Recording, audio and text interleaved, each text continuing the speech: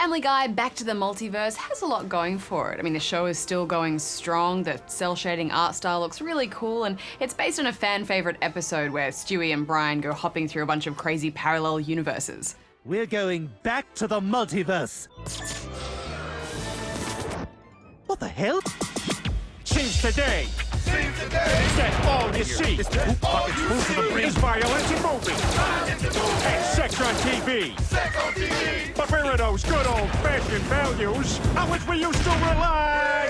Like he has there. Lee Guy in the house. Okay, nobody laugh at me. There's been a tragedy, people. This isn't funny. Hex, I bet there's even a parallel universe where our show is hosted by a couple of talking beards. You know, I just didn't get into this one. Needed more beard. See, I disagree. I think I could see it growing on me. I'm a huge Family Guy fan, Hex, and I really wanted this game to be good. Kind of in the way that the Simpsons game was good. Even though it had its flaws, you could look past them because the writing was solid and it had a certain charm to it. But they haven't quite pulled it off here. This game's multiverse setting means each level can be set in a fresh location, which is good. My favourite was the Amish world. What I need from you is a weapon, the likes of which no one has ever seen. I'm afraid we cannot help you, unattractive infant. You see, the Amish are not a violent people. But I couldn't help but be disappointed that in this multiverse setting, I couldn't actually explore the Quahog locations I know and love from the show. I don't know, I think the multiverse idea was the right move. I mean, it provides a lot of variety. Plus, I never thought I'd find myself fighting a frat boy tossing beer kegs at me. And while I do love the way it just consistently flushes political correctness down the toilet, some of the jokes just, I don't know, maybe in game form felt, you know, in bad taste.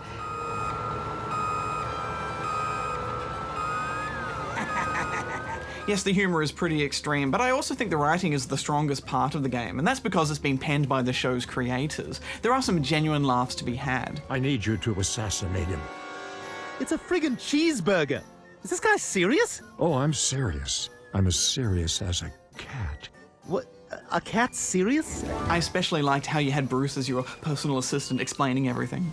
You got the shotgun. You got to get up nice and close with this here shotgun and then go bang, bang. Don't turn it on yourself, though. That'd be sad. The cel shading looks great during gameplay, but the facial expressions just don't have any of that sarcastic subtlety that really sells the jokes in the show. Hey, Stewie, look, something came up. I'm not going to be able to do the picnic today. Oh, was that today? Oh, yeah. Oh, no way I can make that either. I'm canceling too, man. I don't know what you mean, Hex. The main problem is the repetitive gameplay. You're always doing the same thing. Shoot the college guys, shoot the Amish, shoot the handicapped. It's all just a bit too simple. Yeah, and don't forget the puzzles. I mean, you take a break from shooting just to hold the action button down. Although the mindless enemies did tend to make holding that button difficult because they'd often respawn around you. Another thing I didn't like was the Brainless Enemy Ai. I mean, rather than create challenge by having enemies use tactics, they just charge mindlessly at you. If I saw a dog shooting at people with a shotgun, I certainly wouldn't charge him with a bat. Yeah, the AI is pretty rough. At one point I was walking around in this college world for a while trying to find the next objective when I realised there was one guy stuck behind a door, and then I had to shoot bits of him sticking out of the door before the game would let me finally progress. That sort of stuff drives me to different levels of crazy, Hex. Yeah, I mean, there are rough edges everywhere you look in this game. And it's always a sure sign that minimal effort has been put into game design when the levels are littered with ammo and health boxes that respawn endlessly. Well, this feels like one episode of the show that's just been stretched out with average gameplay, so I'm giving it 4. Yeah, it's not a terrible game, but it really does feel dated, so I'm giving it 4 as well. Now, it's been quite a journey for Troy, Megan and the gang. Indeed it has, Hex. There have been highs and lows and spring rolls. But now we're pleased to present the very final episode of Tiny Power for 2012. Good game.